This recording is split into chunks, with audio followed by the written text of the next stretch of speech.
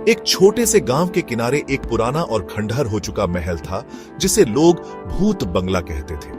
कहते हैं वहां एक बेशकीमती खजाना छुपा है, लेकिन जो भी उस खजाने की तलाश में गया वो कभी लौटकर नहीं आया। गांव के लोग इस जगह से बहुत डरते थे। किसी ने सुना था कि उस महल में एक रानी का भूत रहता है जो अपने खजाने की रक्षा कर रही है। 3 दोस्तों अर्जुन, समीर और रिया को डर से ज्यादा रोमांच पसंद था। उन्होंने ठान लिया कि वो इस महल के रहस्य को सुलझाएंगे। अगर खजाना मिल गया तो हमारी किस्मत बदल जाएगी। मुझे लगता है ये सब गलत है। हम सिर्फ सच का पता लगाने जा रहे हैं, डरने की कोई जरूरत नहीं।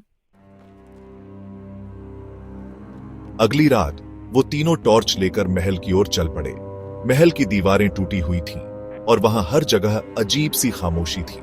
जैसे ही उन्होंने महल का दरवाजा खोला, एक ठंडी हवा का झोंका और एक डरावनी आवाज गूंज उठी।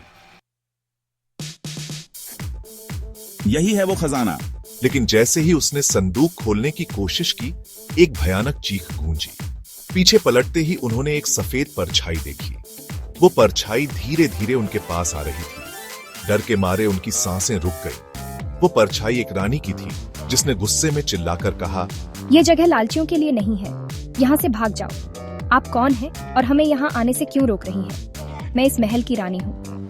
मैंने हमेशा अपने प्रजा के लिए जिया, लेकिन कुछ लालची लोगों ने मुझे धोखा दिया और इसी खजाने के लिए मेरी हत्या कर दी। अब मैं उन सबको सजा देती हूँ जो इस खजाने के लालच में यहाँ आते हैं।